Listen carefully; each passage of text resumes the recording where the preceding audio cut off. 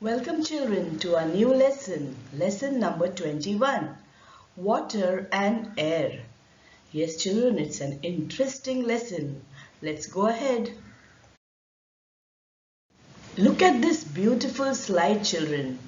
Here we can see water. Yes, all of us enjoy going to the beach, especially the waves tickling our toes. And another picture shows us that there is wind. Yes, children, we cannot see air, but we can feel it when it moves. It makes us feel cool and fresh.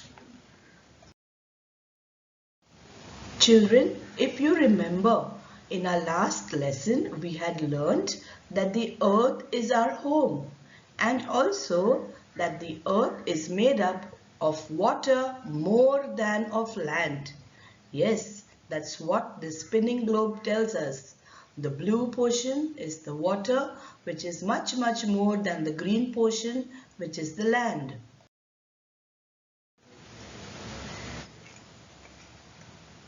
We get water from rain. Rain is the main source of water here on earth. And at the same time, we breathe the air which envelops the earth. So, water and air is both available on Mother Earth. Water is very useful to us on the earth. It's used for bathing, washing, gardening, cleansing ourselves, cooking, and for many more purposes. Let's learn about a few sources of water. We get water from ponds, lakes, wells, spring. Yes, children, you can see the hot spring here. And also the sea. Rain is the main source of water. Rainwater flows down the mountains as streams and rivers. Rivers are also formed when the snow on some mountain melts. Small rivers join to form a big river. They flow down the mountains. As you can see in the slide children, all the water which has melted the snow away has come down pouring as a beautiful waterfall. When the water flows down with great speed, waterfalls are formed at some places. Yes children, here's a beautiful waterfall which people love to watch. Some even love to bathe in this waterfall. Some take selfies and pictures and create happy memories near the waterfalls. Now, let's come to the plains. The rivers flow slowly and finally they are on their way to meet the sea. Children, here's a beautiful picture of different waterfalls at a height, and then we can also see the plain. The water which is gushing down has formed into a river. Now this river water is fresh and not salty like the sea water. This water which flows down from heights as a waterfall then forms river, finally goes and meets the sea, and that's where it is, the river meeting the sea. But children, we must remember that when this river is gushing down the plains, it can be used for drinking after it is boiled and filtered. It's used for various purposes. Drinking is just one of it. Washing, cleaning and many other things where people come and fill this water and take it to their village homes.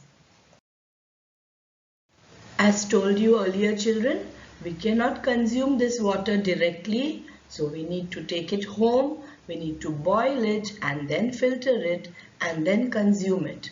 Then it is fit for drinking and healthy for our bodies. Sometimes rainwater gets collected at one place. It does not flow like the river, children. It gets collected in one place, and this is called a pond. You can see the picture of a pond on the left side of the screen. There are fishes swimming in the pond, and it is a home to many different type of plantation. Now the same pond, children, when it is much bigger, it is called a lake. And yes, a lake is very big.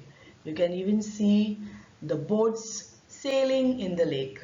So remember, children, water which gets collected in one place forms a pond, and a very big pond forms a lake. Here is a picture of a river which is flowing into the sea, and the sea then flowing into the ocean. We can see the sea going and joining the ocean, children. Ocean are large water bodies. That's what we see on the globe.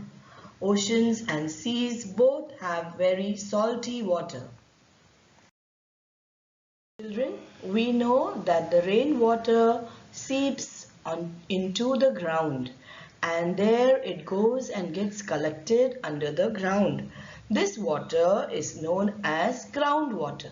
Now, how can we obtain this groundwater?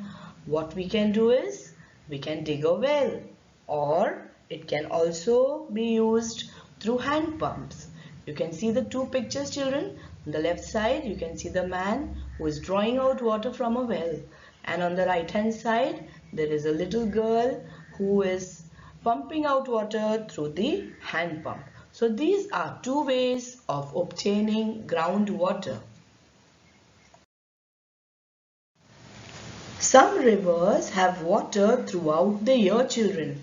We can use the river water throughout the year. And how they can be used, let's see in the next slide. Canals are dug out along these rivers. Water flows through these canals into distant fields. As you can see, there are a number of fields, children, and in between them there are canals which is full of water, and this water keeps the field green. In many places, children, the river which flows is directed into places where farming is done. So, a lot of water is used for farming crops. This is a closer view of the canals which are dug in between the plantations. And it is in this manner that there is plenty of water for these crops to grow well, healthy and strong, and produce an abundant fruit. Besides canals, we also have sprinkle irrigation, wherein this river water are directed onto sprinklers, and these sprinklers spray the water onto the plant. Drip irrigation is also a new method of watering plants. As you can see, there are water pipes alongside the plant saplings, and there are tiny holes in these pipes. When the water is left here or released, these water drops go and feed the roots of these baby saplings, which then grow into a plant. So drip irrigation is another way of watering plants. In cities and towns, water from lakes or rivers is supplied to the houses through pipelines. But first, they undergo the water treatment plant. As you can see in the picture, there the water is purified and cleansed, and then it is sent through pipes onto a reservoir. After that, after settling it for a while, it is sent to us through pipes when we get it home, through the pipes and the taps that we have fixed in our homes. So water supply is a long process, and the origin of it is from the rivers and lakes.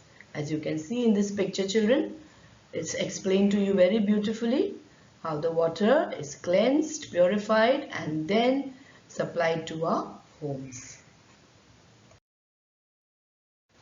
When we receive water from the taps in our homes, we need to drink clean, boiled and filtered water. Yes, children, it's very important for keeping us healthy. And as we value water, we must also learn to save water, to not keep a tap running or fix a leaky tap. Okay, every drop counts. There are many people who still do not get water enough even for drinking purposes. So we are blessed to get water coming into our homes.